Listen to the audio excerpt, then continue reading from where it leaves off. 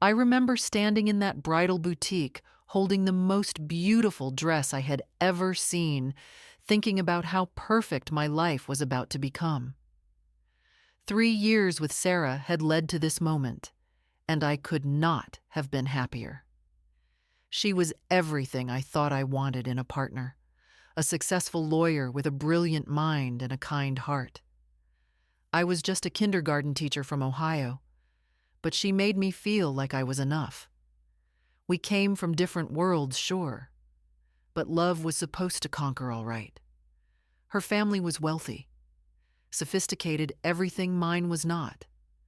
But what I did not know then was that her sister Madison had been watching us waiting, planning something that would change everything I believed about love and acceptance. Before I share what happened next, let me know where you are watching from in the comments below, and please hit that like button and subscribe for more real-life stories. Trust me, you will want to stick around for this one because what happened next completely changed everything.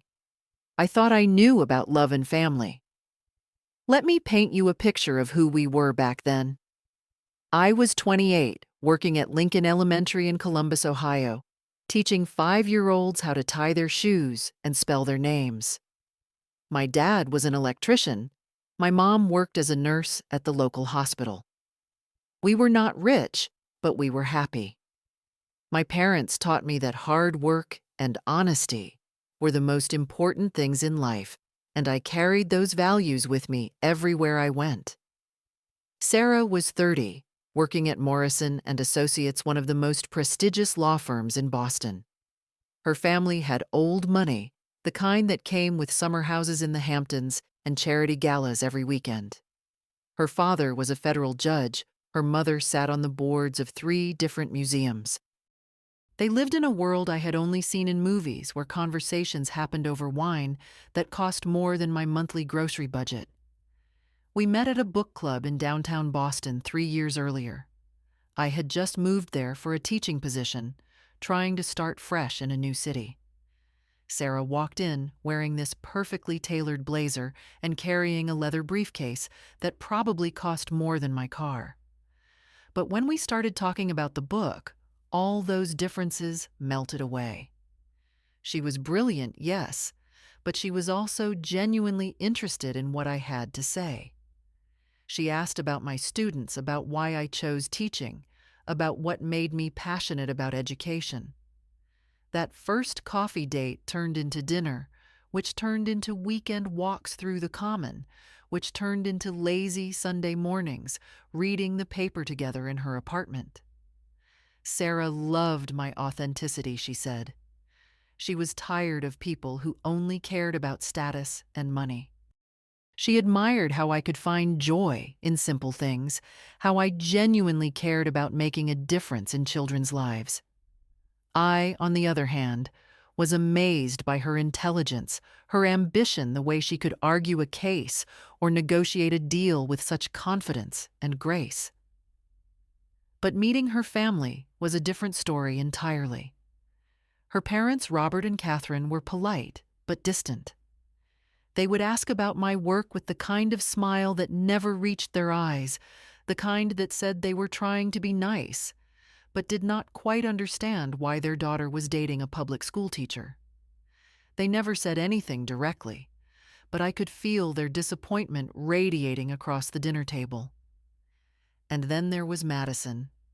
Sarah's younger sister was 26, fresh out of Harvard Business School, and working at Goldman Sachs as an investment banker. She was everything her parents had hoped their daughters would become: sharp, ambitious, and completely ruthless when it came to getting what she wanted. From the moment we met, Madison made it clear that she thought I was not good enough for her sister. The comments started small. She would look at my outfit and say things like, "Oh, that is so cute," very teacher chic.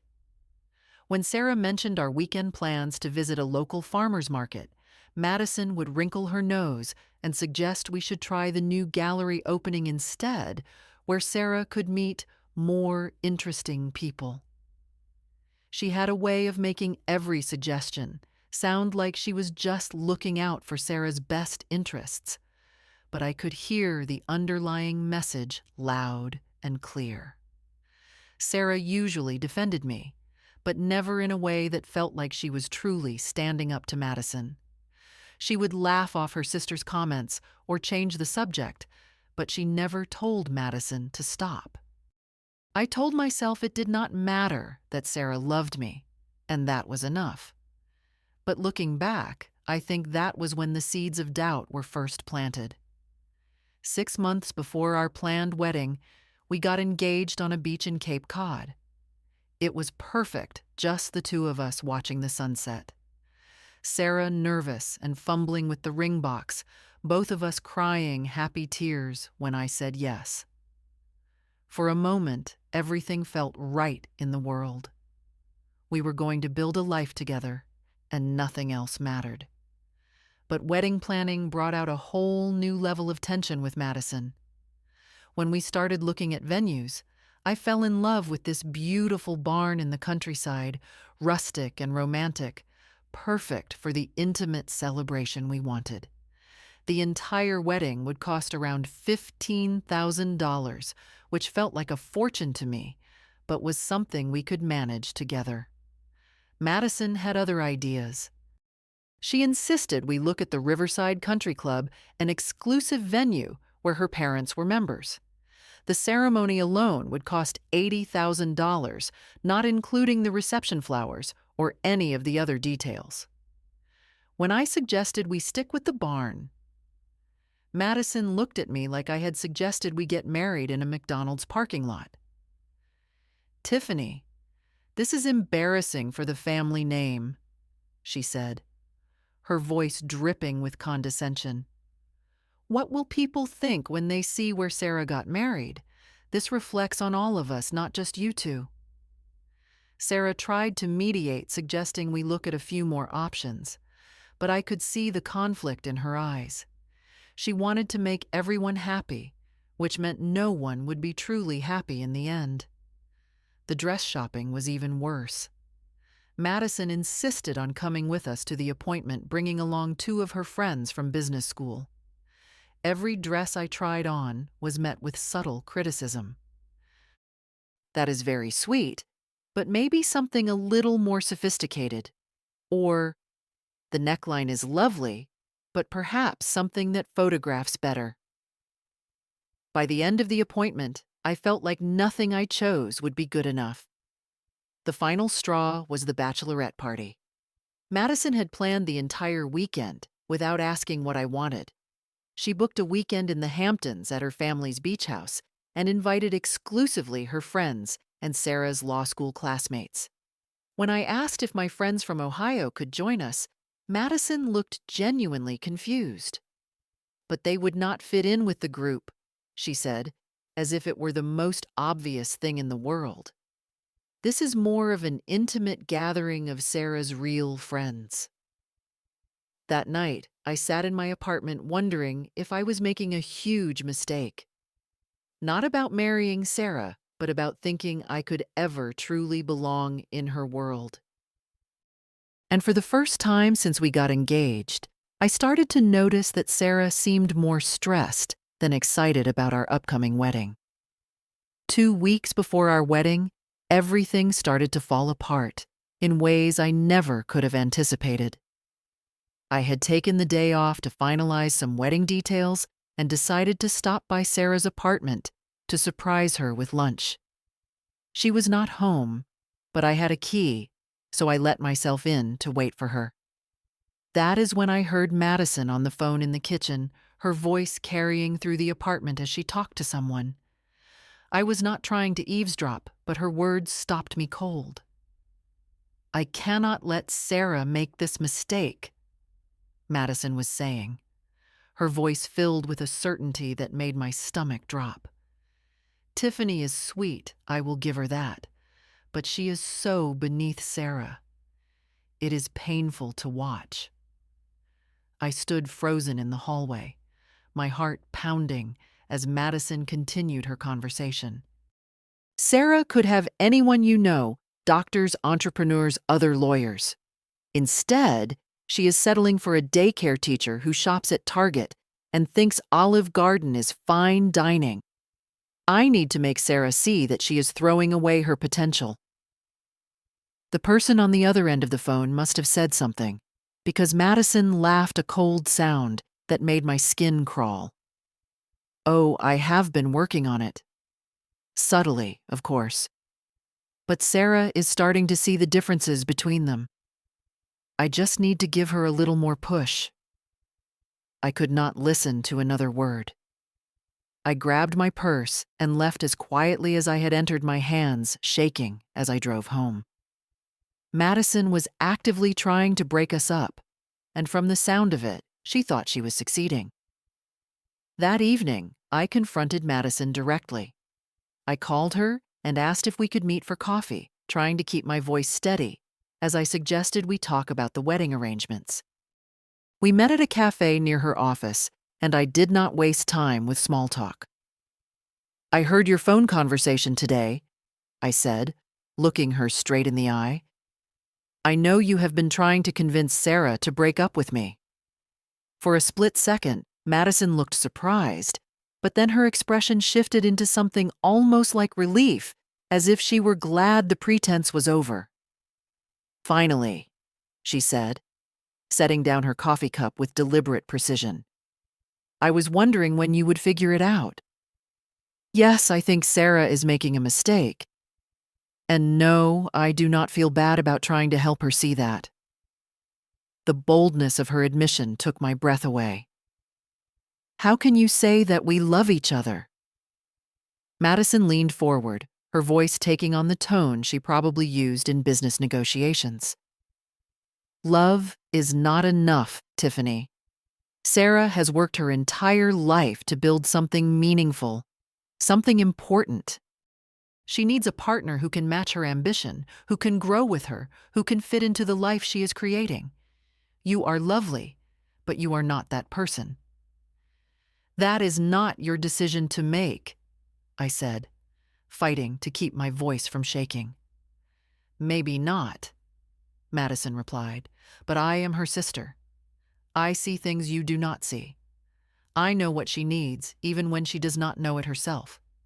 And what she needs is someone who challenges her, someone who can keep up with her, someone who belongs in her world. Over the following days, Madison's campaign became more obvious and more strategic. She started casually mentioning single men in Sarah's professional circle whenever we were all together. She would bring up articles she had read about successful power couples, always with comments about how important it was for both partners to be equally ambitious. She started inviting Sarah to networking events and dinner parties, always with the suggestion that she bring a date, always with the implication that I would not fit in with the crowd. When Sarah would mention that she was bringing me, Madison would pause just long enough to make it awkward before saying, "Of course that will be lovely." She also had a talent for putting me in situations where I felt completely out of my depth. She would suggest restaurants where the wine list was longer than most novels, or invite us to gallery openings where everyone seemed to speak in codes I could not crack. She never said anything directly insulting, but she had a way of highlighting every difference between Sarah's world and mine. But the worst part was watching Sarah begin to change. She started working later and later, claiming she had important cases that required her full attention. Our dinner conversations became shorter and less intimate. She seemed distracted when I talked about my students or my day at school, as if my life had become something small and unimportant compared to whatever was happening in her legal world. She also started asking me questions that felt like interviews rather than conversations. Questions about my 5-year plan, about whether I ever wanted to do something bigger than teaching, about whether I thought I could be happy in Boston long term. Every question felt like a test. I was failing without knowing what the right answers were supposed to be. The physical distance between us grew as well. She stopped reaching for my hand when we walked down the street. She would check her phone during dinner, responding to emails that apparently could not wait until later. When I tried to talk to her about wedding details, she would seem overwhelmed and ask if we could discuss it another time. One evening, about 10 days before the wedding, I found wedding magazines hidden under a stack of legal briefs on her desk. But these were not the magazines we had been looking at together. These were high-end publications featuring celebrity weddings and society events, the kind of weddings that cost more than most people's houses. I flipped through them and found pages marked with notes in Sarah's handwriting, comments about venues and decorations that looked nothing like what we had planned together. That night, as I lay in bed next to Sarah, listening to her breathe in the darkness, I realized that I was losing her. Madison's plan was working, and I had no idea how to fight back against an enemy who knew Sarah better than I did, who spoke her language in ways I never could. The woman I loved was slipping away from me, and the worst part was that I was starting to wonder if maybe Madison was right. Maybe I was not enough for someone like Sarah. Maybe love really was not enough. 1 week before our wedding was supposed to happen, Madison showed up at my apartment.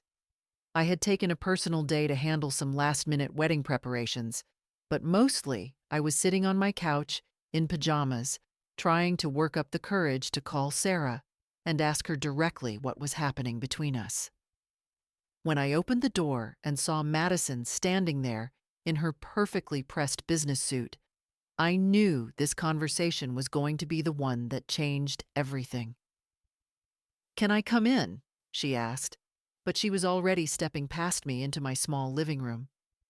She looked around my apartment, taking in my second-hand furniture and my collection of student artwork on the refrigerator, and I could see her mentally calculating the difference between my life and Sarah's. "We need to talk," Madison said, settling herself on my couch as if she owned the place.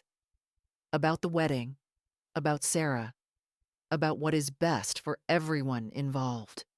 I remained standing, crossing my arms over my chest. "What do you want, Madison?" "I want you to call off this wedding," she said, her voice calm and matter-of-fact, as if she were discussing the weather. "Not because I do not like you, Tiffany, because I actually think you are a nice person, but because this marriage would be a disaster for both of you."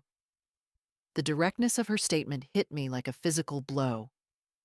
"That is not your decision to make." Madison sighed and leaned forward, her expression almost pitying. "Look around you, Tiffany. Really look. You live in this tiny apartment that Sarah could afford to rent for a month with what she spends on shoes. You drive a 10-year-old Honda while she drives a BMW. You shop at Target while she shops at Nordstrom. These are not just differences in taste, they are differences in fundamental lifestyle and values. Sarah knew all of that when she proposed to me." I said, but even as I spoke the words, I could hear the doubt creeping into my voice. "She knew it, but she did not think about what it would mean long-term," Madison replied. "She was caught up in the romance of it all, the idea of dating someone different, someone authentic. But romance fades, Tiffany. What matters is whether two people can build a real life together." Madison stood up and walked to my kitchen window, looking out at the parking lot behind my building. "Sarah is going to be a partner at her firm within the next 2 years. She will be making 7 figures annually, traveling internationally, attending conferences and galas and charity events. She needs a partner who can navigate that world with her, someone who can hold their own in conversations with federal judges and Fortune 500 CEOs. "I can learn," I said desperately. "I can adapt." Madison turned back to me, and for the first time her expression seemed genuinely sad rather than condescending. "Could you really? Could you leave your teaching career to travel with Sarah when her work requires it? Could you feel comfortable spending $50,000 on a charity auction item? Could you make small talk with Supreme Court justices at dinner parties? Every question felt like a needle piercing my confidence, because the truth was, I did not know if I could do those things. I had never even imagined having to do those things. But more importantly, Madison continued, Do you want to? Do you want to give up everything that makes you who you are in order to become someone who fits into Sarah's world? Because that is what would be required. And even then, would you ever really belong? Or would you always feel like you are playing dress up in someone else's life? I sank onto my couch, feeling the weight of everything she was saying. You do not know how we feel about each other. I know that Sarah has been having doubts, Madison said gently. I know that she has been staying late at work because she is afraid to come home and face the reality of what your future together would look like. I know that she cries sometimes when she thinks about disappointing our parents. And I know that she loves you enough to go through with this wedding, even though it would make her miserable in the long run. That is not true, I whispered, but my voice had no conviction behind it. Madison sat down next to me, her voice softer now. If you truly love Sarah, you will let her go. You will give her the chance to find someone who can be her equal in all the ways that matter for the life she wants to build. And you will give yourself the chance to find someone who loves your world just as much as you do. That evening, Sarah came over as planned, but everything about her demeanor was different. She could barely make eye contact with me, and when she did, I could see a sadness there that made my chest tight with panic. We need to talk. She said the same words Madison had used that morning, and I knew with absolute certainty that my world was about to end. We sat on my couch, the same couch where we had planned our future together just months before, and Sarah looked at her hands as she spoke. I have been thinking about us. She began, her voice barely above a whisper. About our future, about what we both want from life. And I think Madison might be right about some things. What things? I asked, even though I already knew the answer. About whether we are compatible long term. About whether we want the same kind of life. Sarah finally looked at me, and I could see that she had been crying. You are happy with your teaching job, with your simple lifestyle, with staying in one place and building a quiet life. Those are beautiful things, Tiffany, but they are not what I want. We can figure it out, I said desperately. We can compromise.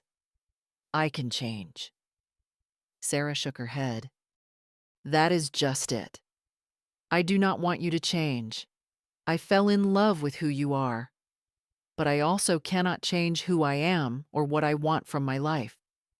I have goals that require a different kind of partnership, a different kind of support system.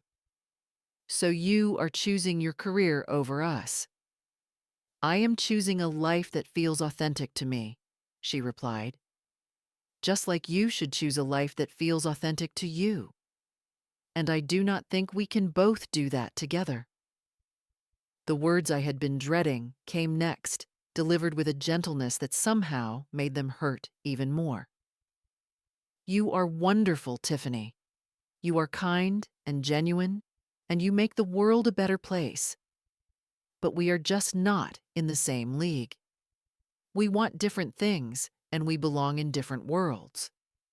This is not about you not being good enough. This is about us not being right for each other. She slipped the engagement ring off her finger and placed it on my coffee table, the small diamond catching the light from my lamp. I am so sorry, she whispered. I wish things were different, but I cannot pretend anymore that this would work. After she left, I sat in my empty apartment staring at that ring and feeling like my entire future had just evaporated. I had to call my parents and tell them the wedding was off.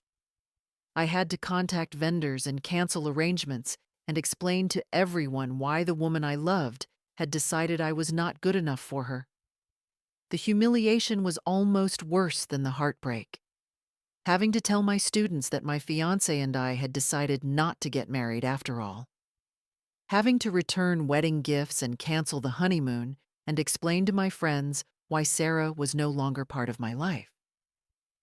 Madison came by a few days later to collect some things Sarah had left at my apartment, and I could see the satisfaction in her eyes, carefully hidden behind a mask of polite concern. She had won, and we both knew it.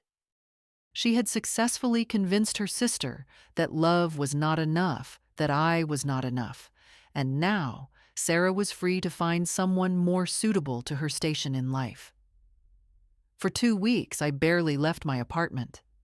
I called in sick to work and spent my days in pajamas, alternating between crying and feeling completely numb.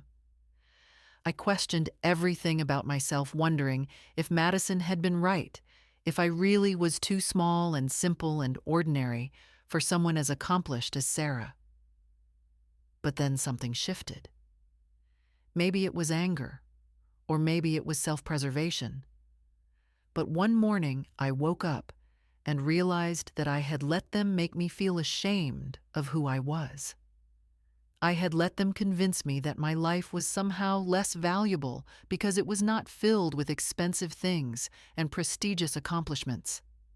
I thought about my students who hugged me every morning and told me about their dreams and trusted me to help them learn to read. I thought about my parents who had built a good life through hard work and love and never once made anyone feel inferior because of their bank account. I thought about all the ways I contributed to my community, all the lives I had touched, all the reasons I had been proud of myself before I met Sarah's family. And I decided that if Sarah could not see my worth, that was her loss, not mine. If Madison thought I was not good enough for their world, maybe their world was not good enough for me. I was going to prove to myself, if not to them, that I was valuable exactly as I was. The decision to fight back was not about winning Sarah back. It was about reclaiming my dignity and remembering who I was before I let someone else's opinion of me become more important than my own. The first thing I did was enroll in a graduate program to become a school principal. Not because I thought it would impress Sarah or her family, but because it was something I had always wanted to do and had put off for too long. I had always been passionate about education policy and wanted to make a broader impact on children's lives. While working full-time and taking evening classes, I also started a tutoring business. The irony was not lost on me when my first clients turned out to be wealthy families from Sarah's neighborhood who were willing to pay premium rates for quality educational support.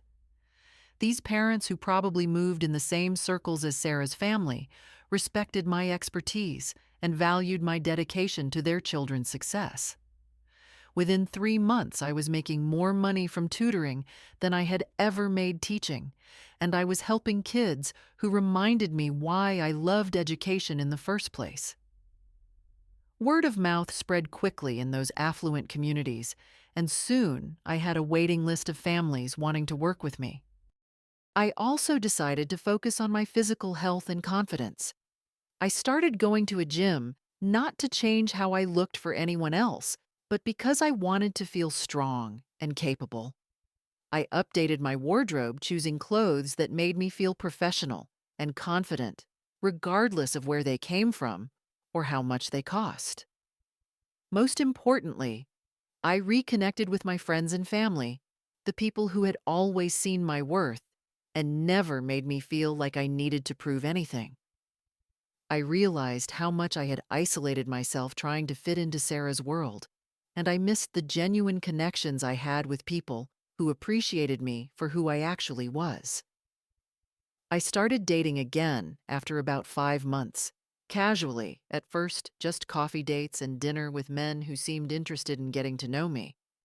It was a revelation to discover that there were plenty of people who found my career fulfilling, rather than limiting, who thought my values were admirable rather than naive, who wanted a partner rather than a project to improve. Meanwhile, I heard through mutual acquaintances that Sarah's love life was not going as smoothly as Madison had planned. The successful men Madison had introduced her to turned out to be interested primarily in Sarah's family connections and money rather than Sarah herself. One relationship ended when Sarah discovered the man had been researching her family's net worth online.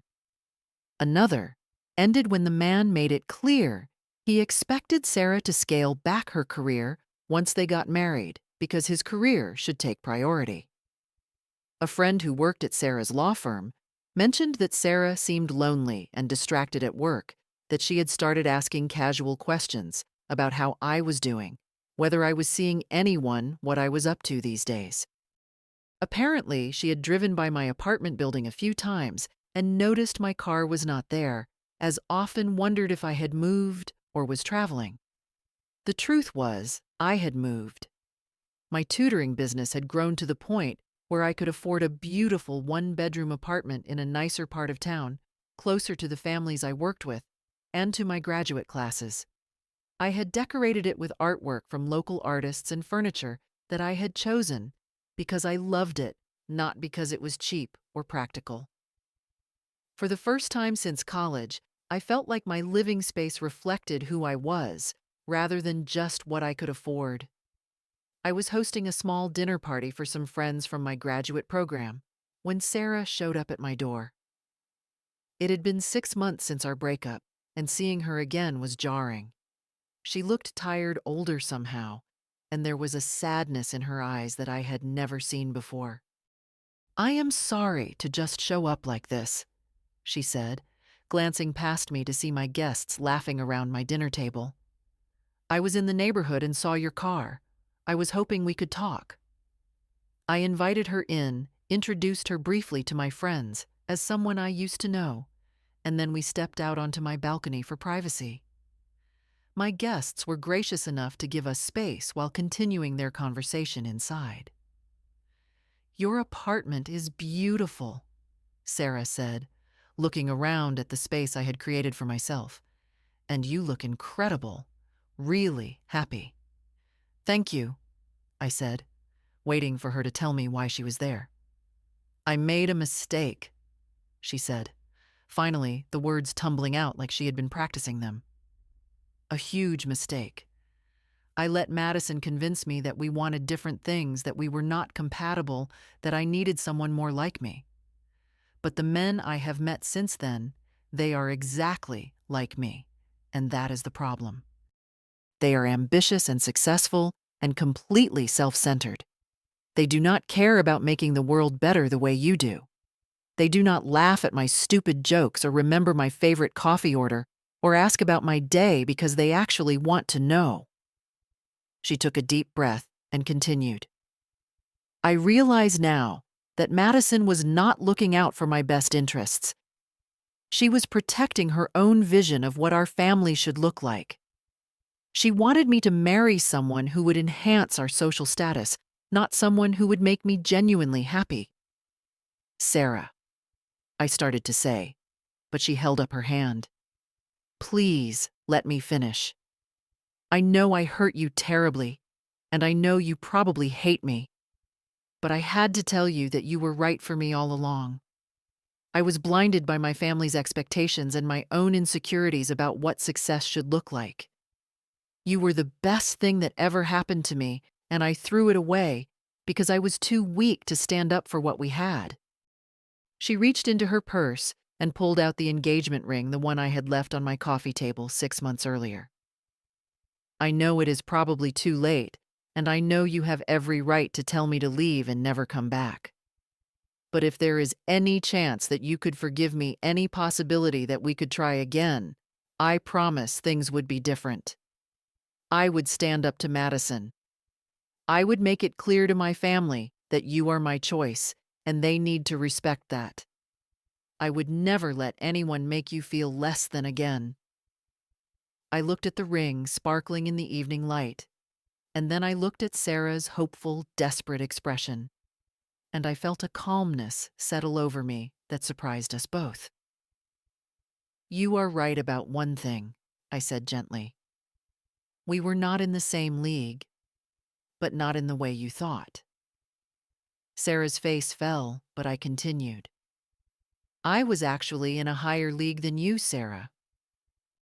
I was in the league of people who value love over status, who choose partners based on character rather than credentials, who stand up for the people they care about when others try to tear them down. You were in the league of people who let other people make the most important decisions of their lives for them." I took a step back from her, creating physical distance to match the emotional distance I had traveled over the past 6 months. I deserve someone who knows my worth from day one, not someone who needs their sister to point out all the ways I am not good enough. I deserve someone who is proud to introduce me to their family, not someone who apologizes for who I am by trying to change me. And I deserve someone who chooses me even when it is hard, especially when it is hard. Sarah's eyes filled with tears, and she clutched the ring tighter in her hand. "But I choose you now. I know who you are now." "No," I said softly. "You know who you lost. That is not the same thing.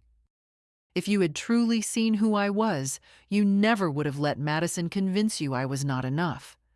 You would have told her to back off the first time she made a snide comment about my job or my clothes or my background." I could hear my friends inside their conversation, and laughter reminding me of the life I had built for myself, the people who celebrated who I was, rather than trying to change me. The truth is, Sarah, we both found exactly what we were looking for. You were looking for someone who would validate your family's opinion of what your life should look like. I was looking for someone who would love me unconditionally. We just thought we were looking for the same thing. Sarah stood there for a long moment, the ring still in her outstretched hand, tears streaming down her face. "So that is it. It is really over." "It was over 6 months ago," I said. "I just needed time to understand that that was actually a good thing." After Sarah left, I went back inside to my dinner party. My friends asked if I was okay, and I realized that for the first time in almost a year, I actually was. I had faced the woman who had made me question my worth, and I had stood my ground. I had chosen my own value over her regret. The lesson I learned from that whole experience was not that love conquers all, because sometimes it does not. The lesson was that real love does not ask you to be smaller, so someone else can feel bigger. It does not require you to change everything about yourself to be worthy of it. And it definitely does not involve other people convincing your partner that you are not good enough for them. I learned that compatibility is not about having the same amount of money or the same level of education. It is about having the same values, the same commitment to treating each other with respect, and the same willingness to defend your relationship against anyone who tries to undermine it. Most importantly, I learned that sometimes the most loving thing you can do is walk away from someone who does not appreciate what they have until it is gone.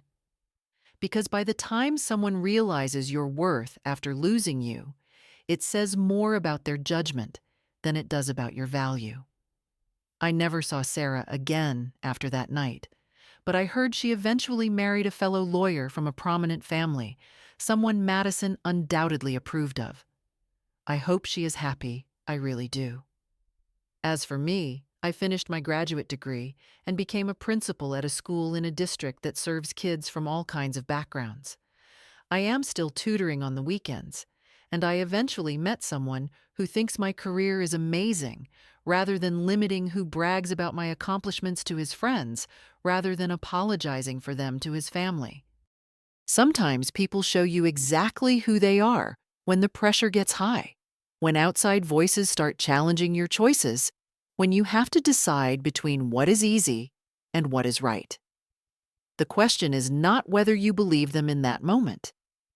The question is whether you believe in yourself enough to demand better.